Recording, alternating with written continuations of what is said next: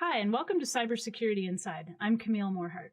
Today on the podcast, we're going to do something a little different, featuring conversations with three panelists from the 2022 RSA Conference. They spoke at a panel called All Hands on Deck, a whole-of-society approach for cybersecurity. You're going to recognize one of the panelists. It's my co-host, Tom Garrison. And he was joined by Anshul Gupta of Microsoft and Dr. Diane Janosek with the National Security Agency. We'll hear first from Anshul.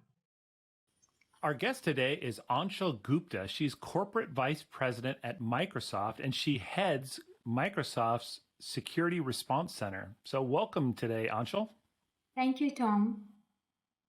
I thought it would be good maybe to start off with just your view in terms of what are the top threats today that require a joint collaboration to try to go off and solve? There's a litany of threats I can go on with, but I'll start with the one that is top of our mind, which is software supply chain. That's one of the biggest security risks right now.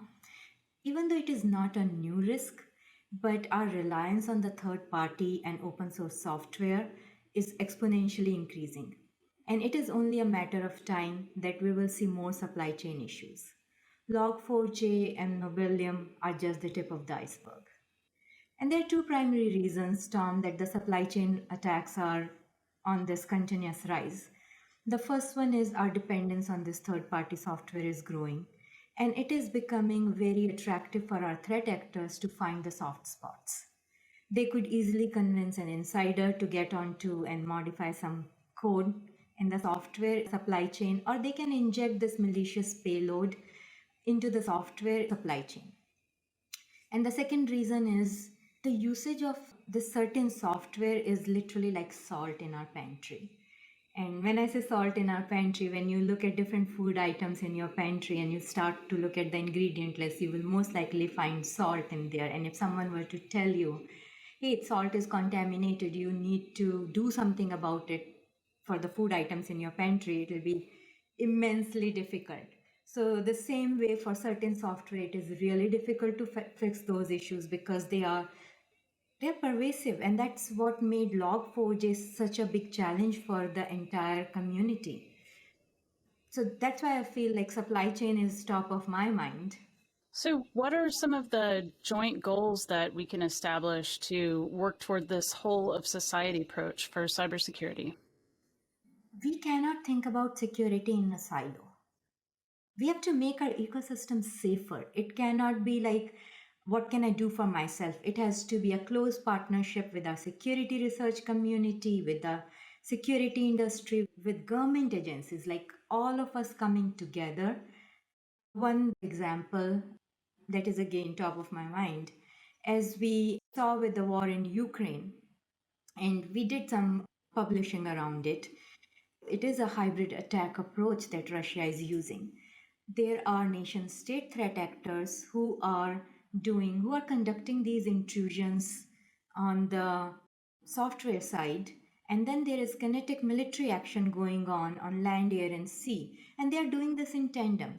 Now, these going in parallel, Microsoft worked very closely with Ukraine cybersecurity agencies and their local enterprises, the private sector, to look at the TTPs, the tactics, techniques, and procedures that are used by these threat actors to do a timeline map of how these threats are unfolding.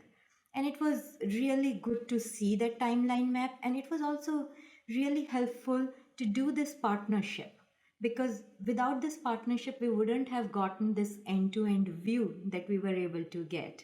And I think that we have to continue to evolve this partnership globally, because that is the only way we can defend these threats.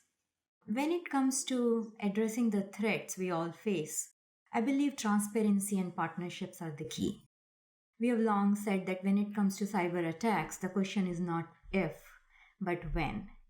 At Microsoft, we work in an assume breach mentality, and we encourage others to do the same. Let's also not penalize the people for sharing a breach of their system. We need to shift the culture from blame to community support. When we support organizations to be forthcoming with their experience, we get better insights. We are able to help identify supply chain risks sooner. And one example that comes to my mind for us is Nobelium attacks. When we were seeing this in our network, we were sharing intels and IOCs from our own experience through numerous blogs. And it was very helpful for the larger industry because they could use this information and see if they were getting attacked in the net.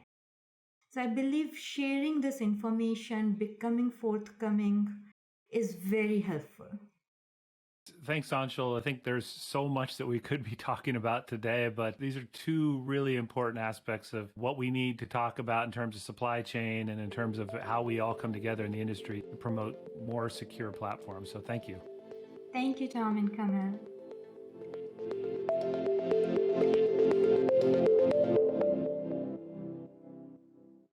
Our guest today is Tom Garrison. He is my co-host with Cybersecurity Inside, the podcast. He's also Vice President of Client Security Strategy and Initiatives.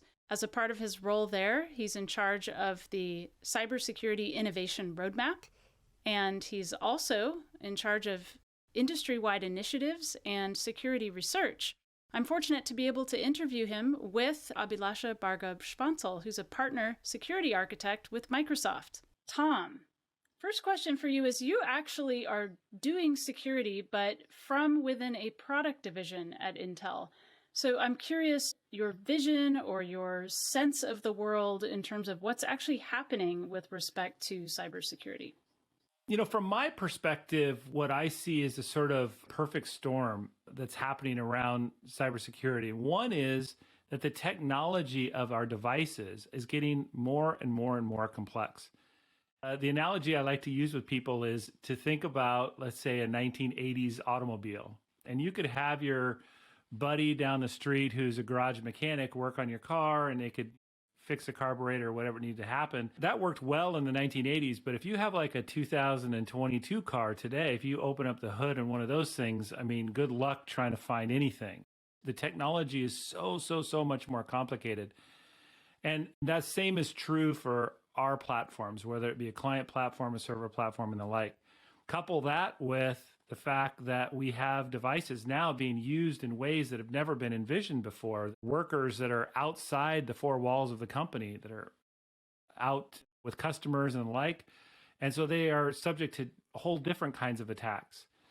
And then the third is that the state of the art in terms of security research and security attacks is significantly higher than it has ever been in the history of mankind. And so the combination of all three of those things, security continues to evolve. The nature of these attacks tend to be more and more complicated, more and more nuanced, coupled with the way the devices are being used, coupled with the complexity of the technology itself, all conspire to make the environment a very challenging one from a security standpoint.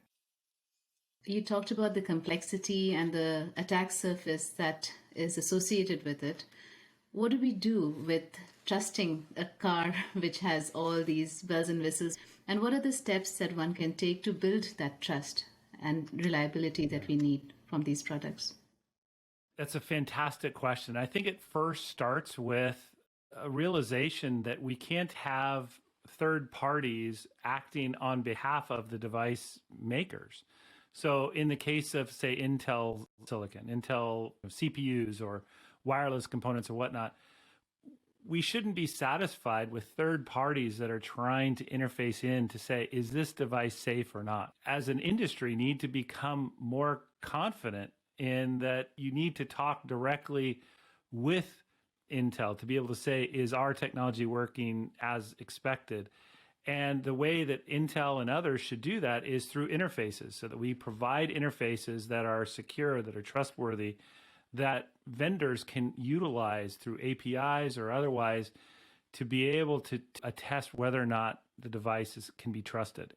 And that hasn't really existed in a robust way in the past. And I think that's the real opportunity, is that if you're trying to figure out whether a device is safe, and the only person you're talking with is somebody who is trying to determine it themselves, as opposed to really deeply partnering with the technology providers, I think you probably aren't as safe as you could be if you were working with somebody who had partnerships that co-developed these solutions to be able to attest whether the device is really trustworthy.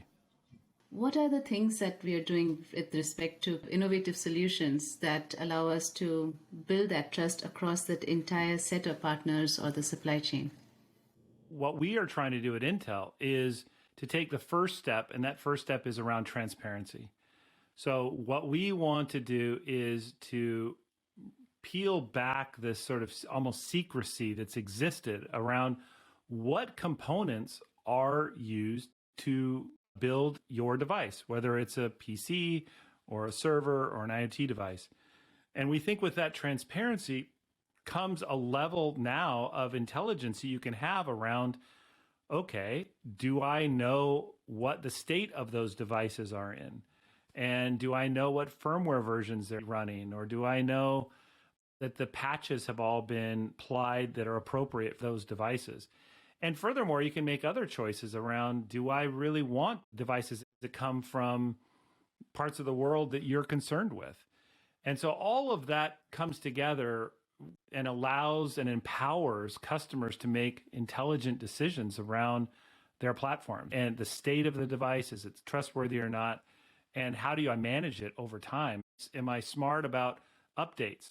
Do I have a process around updating these machines on a regular basis? Those are all things that come with transparency. We think that's a great, healthy first step. What can users do to make themselves safer as we continue to enjoy the innovation and various solutions that are out there? The most important thing that a customer or an end user could do is to be able to ask themselves the following question. Do I know if my machine has been fully updated from all the known vulnerabilities for my platform? And if you know the answer to that question, then that is a very healthy first step. Now, by itself, it's not the end-all be-all to the answer of everything, because as we all know, the industry, this is a very, very complicated problem. But what I am saying is that while this doesn't fix everything, this is a very, very good first step to protect yourself. Can you know for sure that your machine has been updated properly for all the known vulnerabilities that exist for that platform?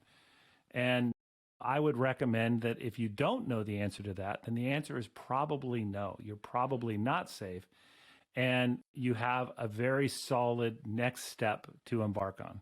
So what are some of the things that you do besides checking that you're accounting for known vulnerabilities in incorporating any kinds of components or software or your own learnings? What other kinds of things should sort of world-class product divisions be doing? Lots of steps, as you can imagine. The first would be, how much are you investing yourself as a product division in security research? Not just relying on external researchers to find vulnerabilities in your platform, but with a deep understanding of your own product, your own architecture, the trade-offs that you've made. Are you investing in security research and staying on the cutting edge of the latest attacks? Because if you are, what you want to be able to do is stay in front of even external researchers, even ethical hackers. You want to be in front of them with your own development teams. And you'll only do that if you're investing significantly in your own security research. That would be step one. Step two is, do you have a process to take those findings, whether they are internally discovered or if they're externally discovered? Do you have a robust process to take the key learnings and develop them as part of your future products? Not just fixing your historical ones, but ensure that your future products are also safe. Those are two concrete steps that world-class providers of technology should be utilizing. How does one share these best-known methods across the industry? We at Intel, we have a couple of different strategies that we employ there. One is we just have relationships with a lot of people. So Intel has obviously been in the industry for a very, very long time, and we share lots of information back and forth.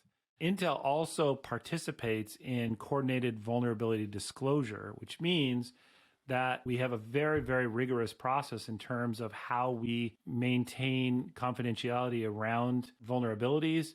And we don't talk about them until we need to with either a partner as we're developing a shared solution that requires both parties to do something, or we don't disclose it as just part of a public disclosure until we already have a mitigation.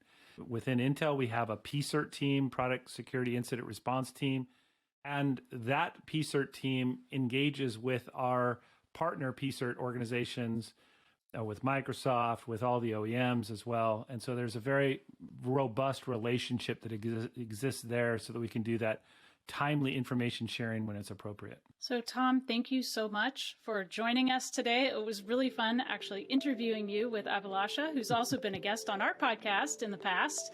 Thanks again for your time. It was a pleasure.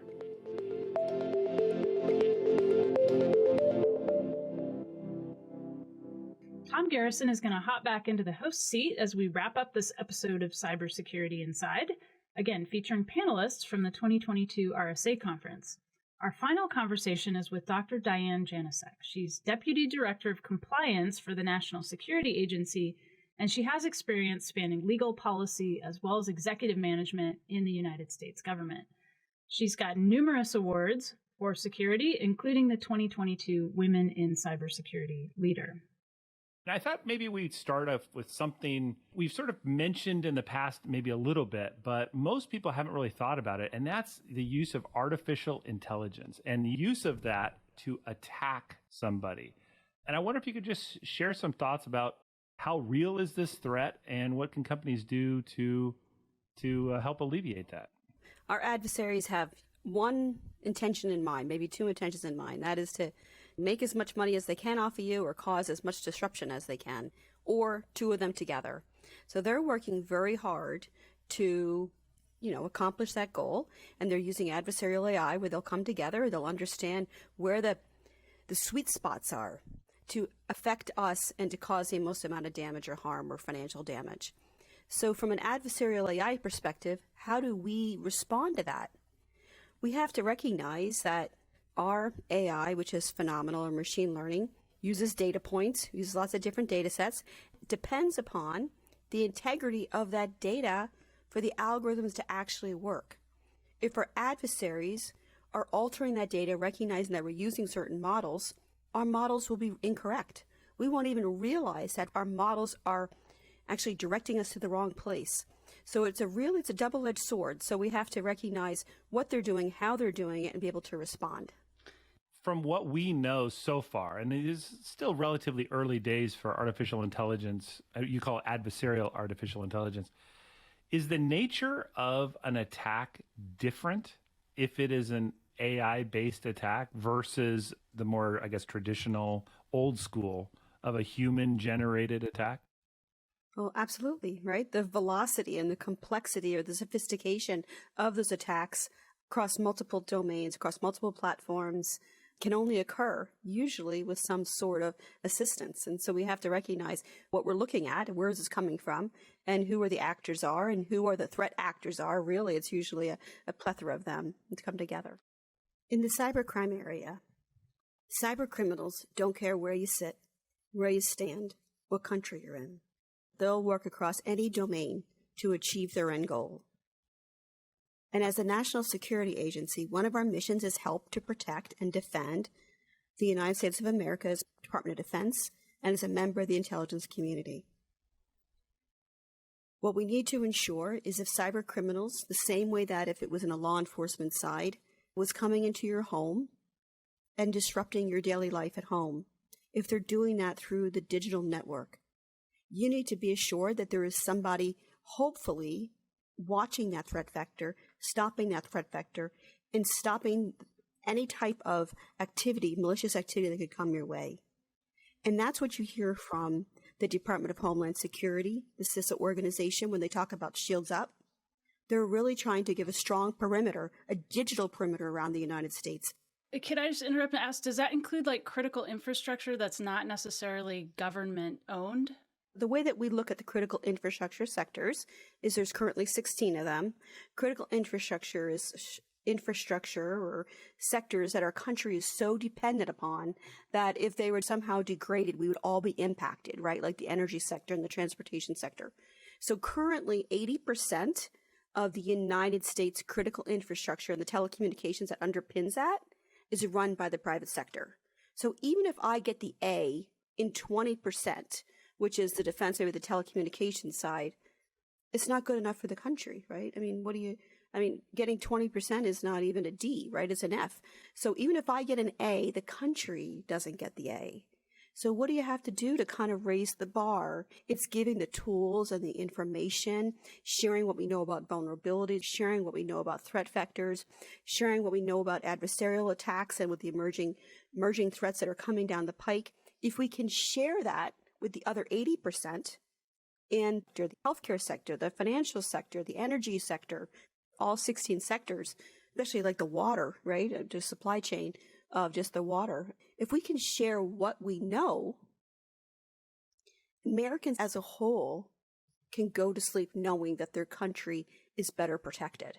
And I'm only doing that because I'm sharing the data that I know through the information that I've gathered.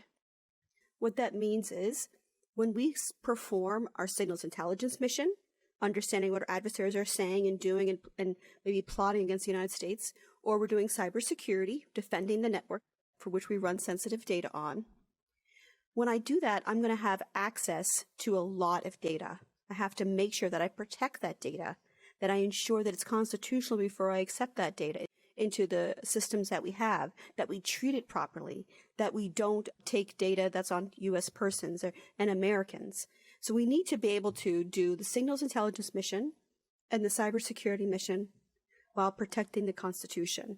And that's a very fine line in a world where it's completely data intense. So Diane, you're in the NSA. I'm wondering, what should Americans be asking of our government and actually of our industry as well, especially with this explosion of data collection around artificial intelligence when it comes to privacy and security? As Americans, what I would expect of big tech and your government is to work together. If I at the National Security Agency have information that can protect Americans, I should be sharing it. If the private sector has information about what's going on, what the particular vulnerabilities are, where they can see particular ransomware trends, to share that information. Don't be afraid of really partnering, because between the partnerships between state and local, the universities, the industry, the nonprofit, the government sector, if we can share that data, that's how we really have our shields up. That's how we come together and we're fortified together. I would expect, as an American, that your government is transparent with what it's doing, and you know that it's taking all efforts it possibly can to secure you in your home and your daily way of life, and that we are partnering with the best and the brightest across the private sector to make that happen. What kind of demand should we have from the privacy perspective if we're talking about sharing data across government and industry? So I would say that we should ask from our government and from the private sector to be transparent with what they're using the data for and to truly collaborate. Don't just say the word public-private partnerships. Actually understand what that means. See how you can integrate your systems to share the data in an appropriate, lawful, legal way so that at the end of the day, we are all stronger and safer as a nation. So, Diane, who really is responsible for worrying about cybersecurity in this country? It takes everybody. It takes people patching their systems, doing the updates on their iPhone, making sure that they have a password on their home network. You want to make sure that government's doing the right thing, that they are really locking up the supply chain, that they really are securing your water supply plants. The planes are safe. The hospitals are safe. At the end of the day, cyber is personal to me. My mother, my brother, my neighbor, my husband, my children. Cyber affects all of us. And so whatever we can do to really secure it in a way that makes sense and that's transparent and defensible, we should be doing. I know that Camille and I are both just dying to ask you so many more questions, but we don't have time today. But I do want to thank you so much for joining us, and we look forward to having a future conversation. Thanks for joining us today for conversations focused on a whole society approach for cybersecurity. Anshul Gupta of Microsoft, Tom Garrison, again, Cybersecurity Inside co-host and VP of Security at Intel, and the NSA's own Dr. Diane Janosek spoke on this topic as panelists at RSA 2022. Thanks so much for listening to the conversation on Cybersecurity Inside.